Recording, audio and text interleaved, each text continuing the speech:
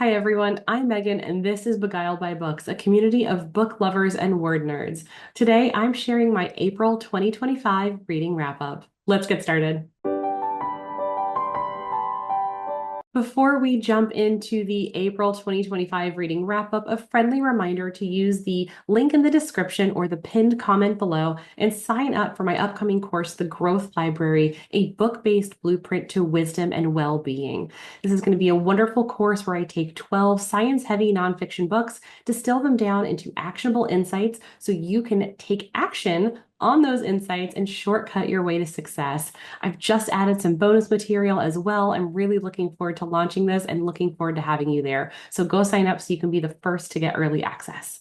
I can't believe April is already behind us. I started the month of April leaving Boise, Idaho, coming back to North Carolina where I'm based, and then just spent a few days at home before we turned around and went out to California for about 10 days. We had the amazing privilege of attending weekend one of Coachella. It was our first time at Coachella. It was our first time at a music festival. It was a really wonderful opportunity. We had a ton of fun, saw amazing acts, and really enjoyed ourselves. We spent a few days on either side of Coachella in California, just enjoying Southern California and Los Angeles. Really enjoyed ourselves, did a food tour, visited some bookstores, of course, had a great time.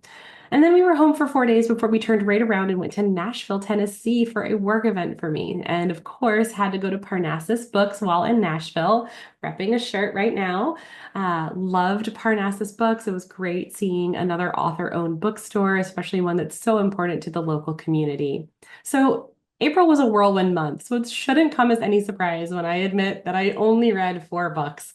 This is going to be a short reading wrap up because of those 4 books, but they were good quality books, which is always great. I started the month of April reading Confounding Oaths. This is the second book in the Mortal Follies series. I actually picked this up in Idaho while I was there because I finished Mortal Follies while on my Idaho trip. Had to get the second one, so went to Rediscovered Books in Boise and grabbed Confounding Oaths and 4 or 5 other books and was able to read that. Loved it. It's so fun. It's a continuation in the same universe as Mortal Follies with different characters and some Easter eggs from previous books. So it was a really lovely little read. I discovered a new hack that works for me for reading more books, which is while I'm traveling, I try to walk on a treadmill if I can't get some outside walking trails done. So when I was on the treadmill, I read the book You Didn't Hear This From Me, and this is a book about gossip. Now, I happen to very much enjoy hearing gossip. I don't like telling things. I keep secrets very well, but I do love hearing stories.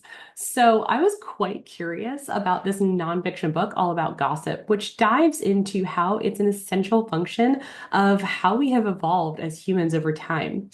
Gossip is everything from, hey, don't eat that mushroom because it will kill you, to corporate work drama that we all know today. So it is a wide range. And what I loved about this book was the perspective of the author who grew up in a very religious household and upbringing, who was taught a lot of shame around what we know as gossip. And she goes into why storytelling is really important. And again, it's not about sharing secrets and betraying people who trust you with those secrets, but it's about sharing information in a positive way, in a helpful way, in like a public service kind of way, and why it's so important for building community and relationships. So I really liked it. Again, it's a confirmation bias thing for me. I really like hearing those types of stories. So this book was very validating for me.